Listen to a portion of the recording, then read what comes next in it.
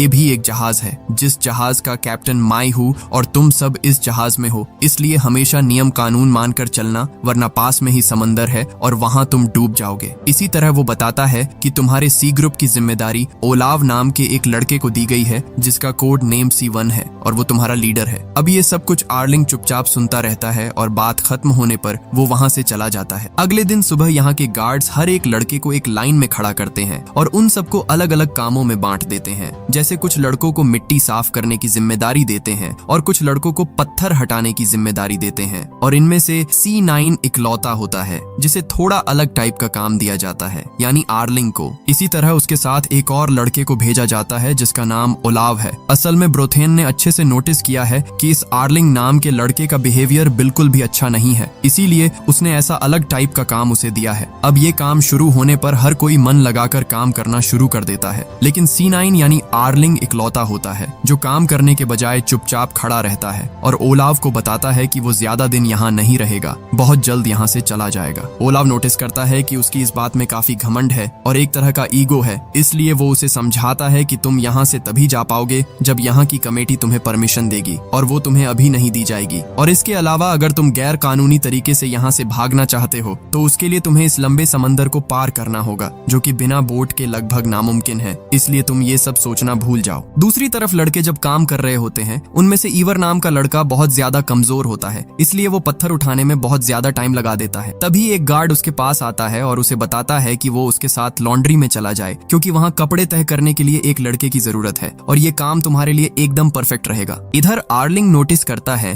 कि इस समंदर के पास एक छोटा सा कमरा है जिसके अंदर एक नाव है, लेकिन वो मजबूत जंजीरों से बंधी हुई है, इसीलिए वो उसे अच्छे से चेक करता है। लेकिन इसी बीच ये चीज यहाँ की एक महिला गार्ड जिसका नाम अस्टी है वो देख लेती है और तुरंत सबको बता देती है, जिसके चलते ब्रोथेन उसे कड़ी सजा देता है। और ये सजा बहुत दर्दनाक होती है क्योंकि ब्रोथेन उसके हाथ में एक मजबूत डंडे से अपनी मर्जी के मुताबिक पीटना शुरू कर देता है। अब इस सब के बाद ये लड़के अपना दोपहर का खाना खाते हैं और सोने के लिए अपने अपने बेड पर चले जाते हैं। लेकिन इनमें से आर्लिंग इकलौता होता है जो कि किसी से भी अच्छे से बात नहीं करता, बल्कि उसके मन में बहुत ज्यादा गुस्सा होता है। अब रात होने पर ये लड़के जब सोने चले जाते हैं, ठीक उसी वक्त ईवर नाम का लड़का चीख उठता है क्योंकि उसे उसकी घड़ी नहीं मिल रही होती है और ये घड़ी उसे बहुत प्यारी थी। ये चीख सुनकर ब्रोथेन तुरंत रूम में एंट्री करता है और एक खास लड़के के बेड पर जाकर अच्छे से तलाशी लेता है।